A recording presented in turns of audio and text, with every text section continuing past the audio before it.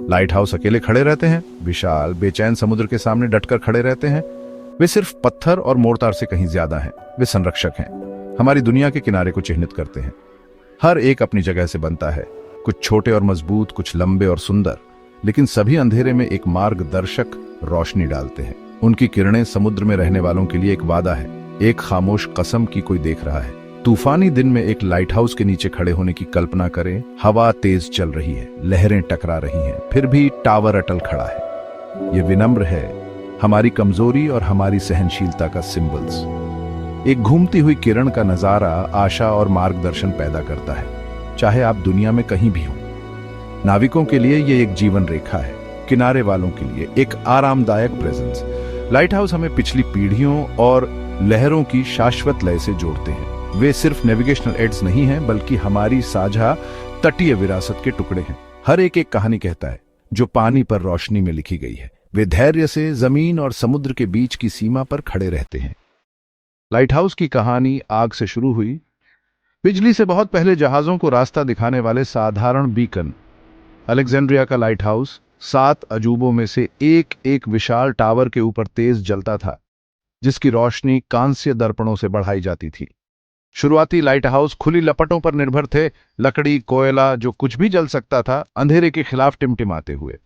19वीं सदी में फ्रेस्नेल लेंस के साथ सब कुछ बदल गया, जिसका आविष्कार ऑगस्टिन जीन फ्रेस्नेल ने किया था। यह लेंस, जो संकेंद्रित कांच के प्रिज्म से बना था, एक मामूली लौ को भी मीलों तक दिखने वाली शक्तिशाली किरण में केंद्रित कर देता था। लेंस को घुमाने से अनोखे फ्लैश पैटर्न बनते थे, जिससे हर लाइट हाउस एक अलग सिग्नल में बदल जाता था। नाविक इन पैटर्न से अपनी जगह पहचान सकते थे।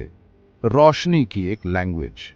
लाइट हाउस कच्चे आग से मार्गदर्शन के एक परिष्कृत उपकरण में विकसित हुआ। हर इनोवेशन ने समुद्र को थोड़ा और सुरक्षित बना दिया। बीकन की रोशनी सिर्फ एक चेतावनी नहीं, बल्कि एक सटीक उपकरण बन गई। प्राचीन आग से आधुनिक ऑप्टिक्स तक लाइट हाउस का उद्देश्य बना रहा। लाइट हाउस कीपर्स ने एकांत और कर्तव्य का जीवन जिया। महीनों तक केवल समुद्र के साथ अकेले रहे। उनका मुख्य काम रोशनी जलती रहे, चाहे मौसम कैसा भी हो। ऑटोमेशन से पहले हर रात लैंप्स जलाना पड़ता था, बत्तियों को काटना पड़ता था, ईंधन भरना पड़ता था और लेंस को चमकाना पड़ता था। घड़ी की तरह दिखने वाले लेंस को हाथ से घुमाना पड़ता था, कभी कभी घंटों तक, पूरी रात। तूफानों ने उनके रिजॉल्व को परखा, अकेले। उन्होंने समुद्र के क्रोध का सामना किया, यह सुनिश्चित करते हुए कि रोशनी कभी न एक्सटिंग्विश्ड। उनका साहस शांत लेकिन महत्वपूर्ण था। वे संकट में फंसे जहाजों के लिए रक्षा की आखिरी पंक्ति थे। कई कीपर्स पूर्व नाविक थे, लचीले और आत्मनिर्भर, अकेले घंटों को पढ़ने या नक्काशी करके बिताते थे। वे विस्तृत लॉग रखते थे, मौसम, गुजरते जहाज, बर्ड्स, प्रकाश की सेवा में जीवन का एक रिकॉर्ड बनाते हुए। कीपर की निगरानी असाधारण जिम्मेदारी और शांत वीरता का जीवन था। उनकी विरासत समुद्र में घूमने वाली हर किरण में कायम है। रोशनी उनकी जिम्मेदारी थी और उन्होंने हर मुश्किल के बावजूद उसे जलाए रखा। लाइट हाउस कीपर का युग खत्म हो गया है। अब टावरों पर ऑटोमेशन का राज है। सौर पैनलों और सेंसर ने तेल के लैंप्स और घड़ी के काम की जगह ले ली है, जिन्हें दूर से ही मॉनिटर किया जाता है।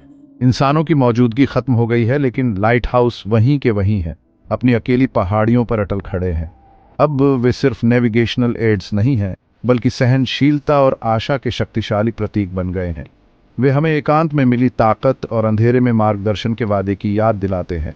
हर लाइट हाउस हमें प्राचीन नाविकों से जोड़ता है, शानदार इंजीनियरों से और बहादुर कीपर्स से। वे सहनशीलता के स्मारक हैं, जो अथाह समुद्र के सामने डटे हुए हैं। एक हाईटेक दुनिया में भी हमें स्पष्ट, निरंतर बीकन की जरूरत है। चाहे जहाजों को रास्ता दिखा रहे हों या शांत चिंतन की पेशकश कर रहे हों, लाइट हाउस अभी भी सेवा कर रहे हैं। वे शाश्वत हैं, जमीन और समुद्र के बीच की सीमा के गार्डियंस। उनकी रोशनी कायम है, सभी के लिए आशा की किरण। लाइट हाउस की कहानी अभी खत्म नहीं हुई है।